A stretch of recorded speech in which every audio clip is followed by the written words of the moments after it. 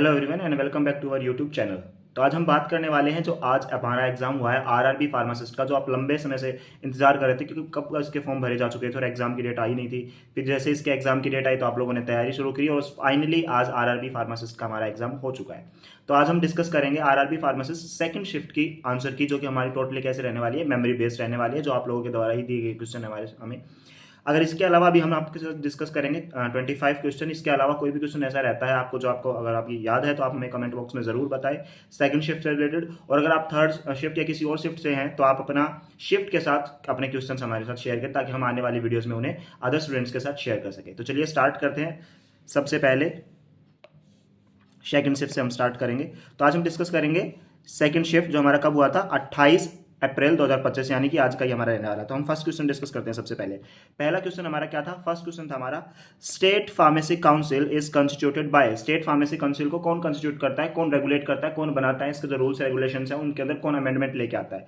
तो वो कौन करता है, वो उसकी खुद की स्टेट गवर्नमेंट करती है भाई। ठीक है, किसके अंतर्गत आता है ये, फार्मेसी एक्ट 1948 के अंतर्गत ये सारी चीजें आती हैं कि फार्मासिस्ट के क्या क्या राइट्स होते हैं, फार्मासिस्ट को क्या क्या किन किन चीजों से उनके पास क्या क्या मिनिमम क्वालिफिकेशन होनी चाहिए, क्या एलिजिबिलिटी होती है। तो हर सारी की सारी जितनी भी स्टेट फार्मेसी काउंसिलिंग से कौन कंस्टिट्यूट करता है, आपका स्टेट गवर्नमेंट, इससे रिलेटेड सारे रूल्स को। चलिए सेकंड क्वेश्चन डिस्कस करते हैं। SSRI that is selective serotonin reuptake inhibitor is not given with. SSRI आपका हमने जो है डिप्रेशन के अंदर इसे डिस्कस किया था। डिप्रेशन की हमारे पास वीडियो अवेलेबल है यूट्यूब चैनल पर, आप उसे चेक कर सकते हैं। वहां भी हमने डिस्कस किया था सेलेक्टिव सेरोटोनिन रीअपटेक इनहिबिटर, यानी कि ये किसको रोकती है, सिर्फ सेरोटोनिन के रीअपटेक को रोकती है ना। और इसके अलावा जो दूसरी क्लासेस थी हमारी वो किस TCA जो हमारा था, ट्राईसाइक्लिक एंटी डिप्रेसेंट, वो क्या करता था, SSRI मतलब सेरोटोनिन के साथ साथ वो दूसरा हमारा नोरेपिनेफ्रिन के रीअपटेक को भी रोकता था। लेकिन यहाँ पे हमें सिर्फ सिलेक्टिवली सेरोटोनिन के बारे में पूछा है, तो इसके रीअपटेक रुकने से क्या होगा, सेरोटोनिन का लेवल साइनेप्स में बढ़ जाएगा। ठीक है, तो ये सब आप डिप्रेशन में पढ़ चुके हैं। तो इन्होंने इंटरेक्शन से सवाल पूछा है कि किसके साथ हमें नहीं देनी चाहिए। तो किसके साथ नहीं देनी चाहिए, मोनो अमीनो ऑक्सीडेज माओ इनहिबिटर के साथ नहीं देनी चाहिए। क्यों नहीं देनी चाहिए, क्योंकि माओ के साथ रिएक्ट करके क्या कॉज कर सकता है आपका, ये कॉज करेगा आपका चीज रिएक्शन। और चीज रिएक्शन में क्या होता है, आपका हाइपरटेंसिव क्राइसिस हो सकता है, जो कि एक इमरजेंसी सिचुएशन है। अभी उसे हम यहाँ पे डिटेल में डिस्कस नहीं कर सकते। आप उसके लिए मैं आपको लिंक वीडियो का जो नीचे डाल दूंगा डिस्क्रिप्शन में, तो वहां से आप चेक कर सकते हैं। अभी के लिए इसको आप ऐसा समझो कि माओ के साथ नहीं, माओ इनहिबिटर के साथ नहीं देते हैं। क्यों, क्योंकि हाइपरटेंसिव क्राइसिस कॉज कर देगा, जो कि हमारी एक इमरजेंसी सिचुएशन होती है। ठीक है जी, चलिए थर्ड क्वेश्चन डिस्कस करते हैं।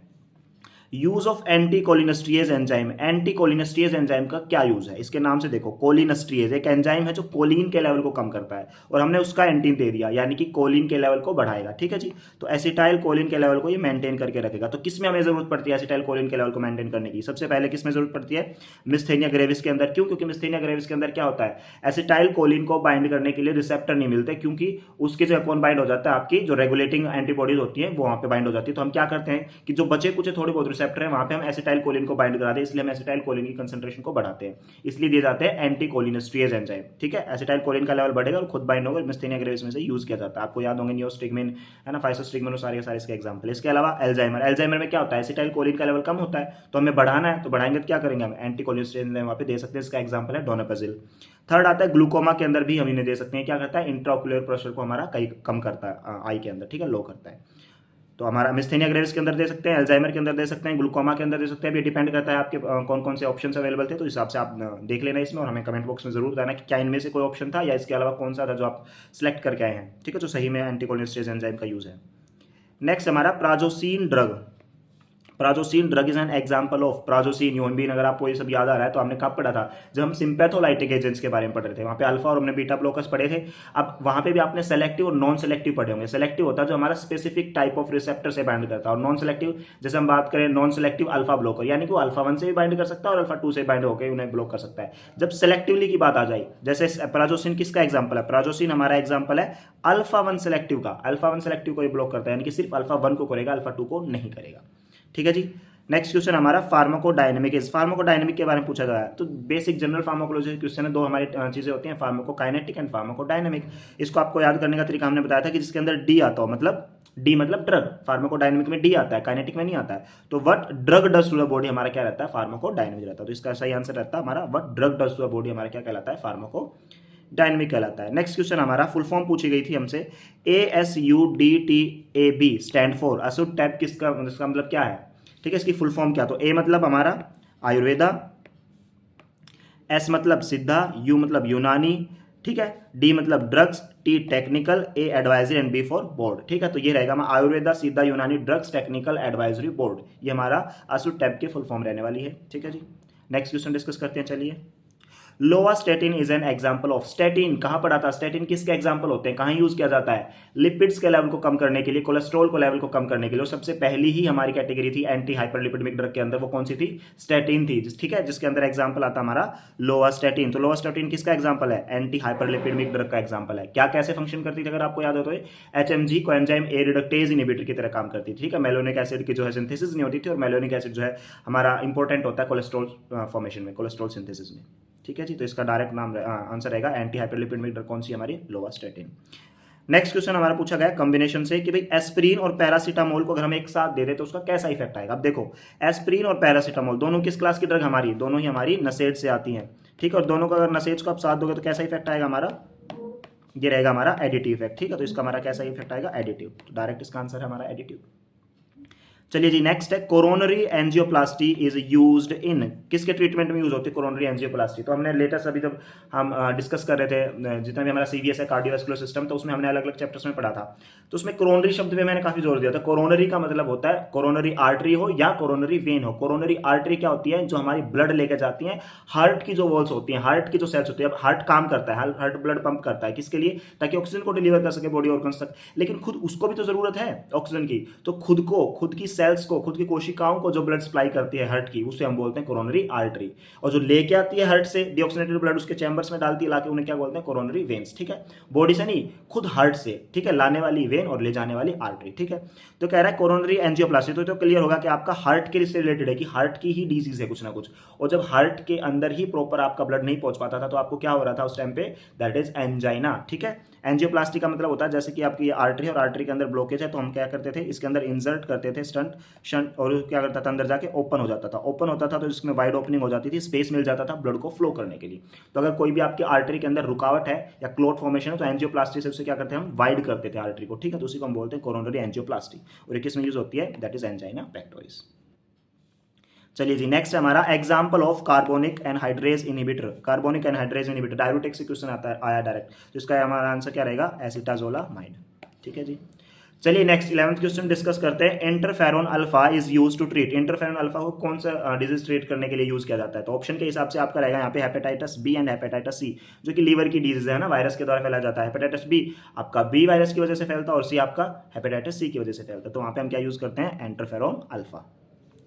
नेक्स्ट आपका टैबलेट की कोटिंग जो होती है, एक तो होता है टैबलेट का डिफेक्ट, एक आता है टैबलेट की जो कोटिंग होती है उसके ऊपर जो आप स्प्रे करते हो, उससे क्वेश्चन पूछा गया है। Orange peel defect is in tablet is corrected bye, orange peel defect जो होता है। अब ऑरेंज पील डिफेक्ट होता क्या है, जैसे आपने ऑरेंज के पील यानी कि उसका ऑरेंज का जो छिलका होता है वो देखा होगा कैसा होता है, रफ सा होता है ना, ऊपर से रफ ग्रीटी होता है, स्मूथ नहीं होता है ना, उसके अंदर छोटे छोटे गड्ढे होते हैं तो उसे रफ बनाता है। तो ऐसी ही अगर टैबलेट की अपीयरेंस हो जाए तो उसे हम बोलते हैं ऑरेंज पील डिफेक्ट। और किस वजह से होता है, कोटिंग की वजह से, जो हम कोटिंग मटेरियल उस पर अप्लाई कर रहे होते हैं। तो उसे कैसे करेक्ट कर सकते हैं, तो हमारे 3 मेथड हमारे पास। एक तो जो स्प्रे हम उसके ऊपर यूज कर रहे हैं उसकी विस्कोसिटी को हम क्या कर दें, कम कर दें। ज्यादा गाढ़ा होगा तो ज्यादा उसके अंदर क्या होगा, ऑरेंज पील इफेक्ट आएगा, स्मूथनेस कम होगी, आपकी ग्रीटीनेस ज्यादा होगी वहां पे। ठीक है, ऑप्टिमाइज स्प्रे रेट, एक रेट से स्पेसिफिक रेट से उसके ऊपर स्प्रे किया जाए, स्लो।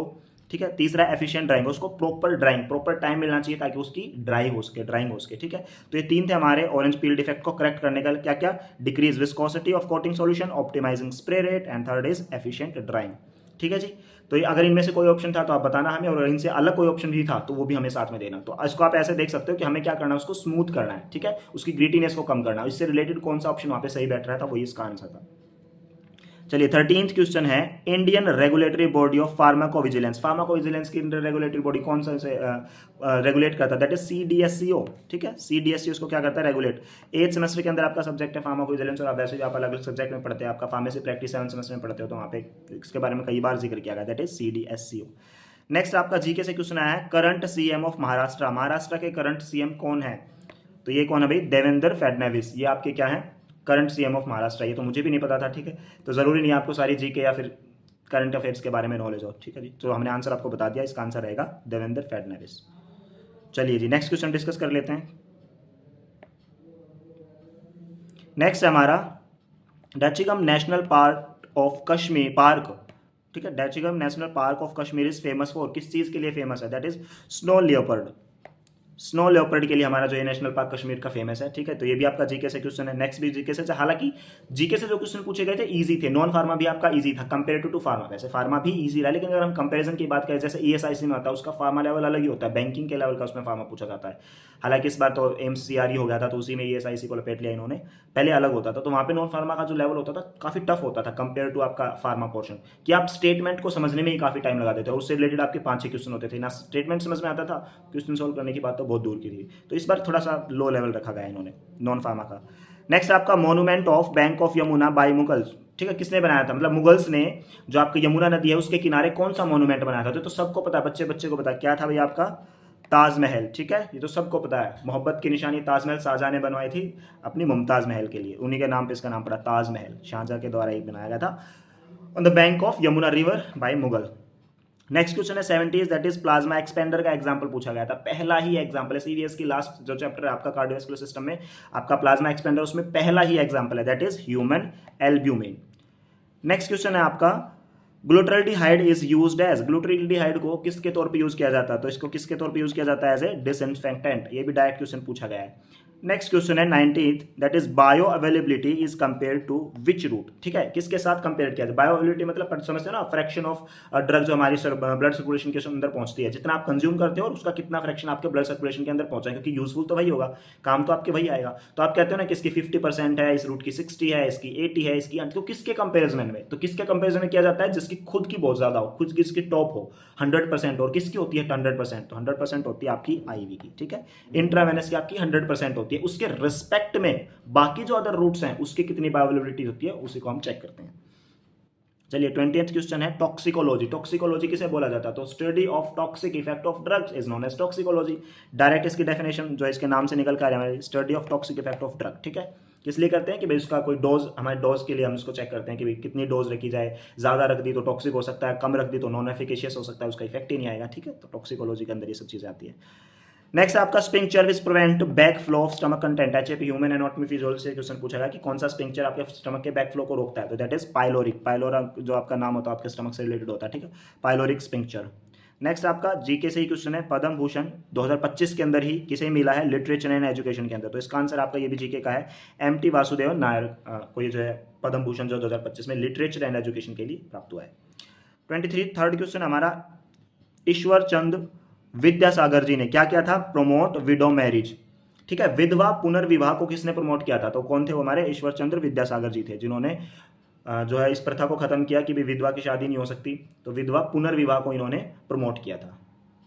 नेक्स्ट हमारा 24th, which one is not a function of xylem and phloem, xylem और फ्लोएम क्या होते हैं आपके प्लांट टिश्यूज होते हैं, और इसके बारे में फंक्शन पूछा गया था, तो इनके फंक्शन कौन सा नहीं है, नॉट पूछा गया था, कौन सा नहीं है, तो जाइलम का आपको पता है जाइलम जल, जाइलम जल, जल जाइलम है ना, तो वहां से मतलब ये क्या करता है, वाटर का कंडक्शन कराता है, phloem phloem food, phloem F F की साउंड आ रही है ना, तो क्या कराता है, फूड का आपका ट्रांसपोर्टेशन कराता है, जाइलम जल का कराता है, फ्लोएम फूड का कराता है, और ये दो ऑप्शन थे तो ये तो आंसर रहेगा। तीसरा था आपका मैकेनिकल सपोर्ट, अब टिश्यू है तो किसी को ना कुछ जो भी ऑर्गन है तो उसे सपोर्ट तो देगा ही ना, और हम बात कर रहे हैं प्लांट टिश्यू की, तो क्या करता है मैकेनिकल सपोर्ट तो है प्लांट को प्रोवाइड करता है। इसके अलावा जो फोर्थ ऑप्शन था वही इसका आंसर था, और क्या था, storage of waste product, storage of waste product xylem phloem का फंक्शन नहीं है, कौन कराता है, वो वैक्यूल्स का काम होता है वो, ठीक है जी, वैक्यूल्स का काम होता है स्टोरेज ऑफ वेस्ट प्रोडक्ट। चलिए ये आपने 11th क्लास में आप अच्छे से पढ़ चुके हैं 11th 12th के अंदर। नेक्स्ट आपका 25th question, capsule volume in size 1, size 1 में कैप्सूल वॉल्यूम पूछा गया, आपने साइज पढ़े हैं ना कैप्सूल के, 000 से लेके 5 तक आते हैं, 000, 00, 0, 1, 2, 3, 4, 5, तो लार्जेस्ट आपका कौन सा होता है, 000, ठीक है, 000 का आपका लार्जेस्ट माना जाता है, ठीक है, और स्मॉलेस्ट कौन सा होता है, 5, ये आपका स्मॉलेस्ट होता है। तो इसमें इन्होंने कौन सा पूछा है, 1 का, ठीक है, 000, फिर 00, फिर आता है आपका 0, 1, 2, 3, 4, 5, तो ठीक है, इन्होंने 1 का पूछा है, और 1 में कितना आता है आपका वॉल्यूम 0.55 ml, ठीक है। हमने जो टैबलेट और कैप्सूल की अलग से वीडियो बनाई थी, आपको चैनल पे मिल जाएंगी, हमने ये भी बताया था कि आपको इससे जो है किसी भी कंपेटिटिव एग्जाम में जरूर क्वेश्चन मिलेंगे आपको, चाहे वो जीपैट हो या कोई भी जॉब से रिलेटेड आपका एग्जाम क्यों ना हो, तो इनसे क्वेश्चन पूछे ही जाते हैं, खासकर इनके डिफेक्ट्स और कैप्सूल में आपके साइज से पूछे जाते हैं, तो वहीं से डायरेक्ट क्वेश्चन पूछा गया है, कितना आएगा इसका आंसर 0.55 ml वॉल्यूम है, लेकिन अगर वेट का पूछा जाता तो कितना आता अप्रोक्स 300 mg। तो ये थे 25 क्वेश्चन जो हमारे शिफ्ट सेकंड से आए हैं। अगर आप सेकंड सेकंड आपने अपीयर किया है तो उसके अंदर और भी जितने बचे क्वेश्चन हमारे साथ कमेंट बॉक्स में जरूर शेयर करें। इसके अलावा अगर आप थर्ड से और किसी और भी शिफ्ट से हो तो आप आपके जो भी क्वेश्चन है हमारे साथ कमेंट बॉक्स में शेयर करें, ताकि हम उसकी जो है नई वीडियो अपलोड कर सके अदर स्टूडेंट्स के लिए, अदर हमारे जो भी सब्सक्राइबर हैं। ठीक है, अगर इनसे रिलेटेड कोई भी आपको प्रॉब्लम है, कोई भी क्यूरी, अगर आपको लगता है हमने जो डिस्कस किया वो गलत किया, इसका आंसर ये नहीं हो सकता, कुछ और होना था, तो विद एक्सप्लेनेशन हमारे साथ जरूर शेयर करें, ताकि हम समझ सके कि आप किस तरीके से आपकी जो उसका अप्रोचिंग क्या है उस क्वेश्चन को सोल्व करने की, ताकि हम आपको बता सके कि हमारा ये आंसर क्यों है। ऐसा ही आपका NFL फार्मासिस्ट में काफी सारा वो हो गया था कि इसका आंसर ये नहीं होना चाहिए, वो होना चाहिए। तो आप एक बार अपनी अप्रोच बताना हमारे साथ शेयर करना कि इसलिए इसका आंसर ये नहीं होना चाहिए, ताकि हम आपको बता सके कि किस लिए इसका आंसर ये है। ठीक है, आई होप आपको सारी चीजें क्लियर रही होंगी यहाँ पे, और ऑल द वेरी बेस्ट आपके रिजल्ट के लिए। अब तो एग्जाम हो चुका है, एग्जाम के लिए नहीं बोल सकते, तो अपने दोस्तों के साथ जरूर शेयर करें, उन सभी के साथ जो आज एग्जाम में अपीयर हो उनको जरूर शेयर करें, उनके लिए वीडियो फायदेमंद हो सकती है, शायद थोड़ा बहुत उनकी जो टेंशन हो खत्म हो। और वीडियो में अंत तक बने रहने के लिए आपका बहुत बहुत धन्यवाद। चैनल को देखते रहिए, सब्सक्राइब कीजिए और वीडियो को अपने दोस्तों के साथ जरूर शेयर करिए। Thank you so much.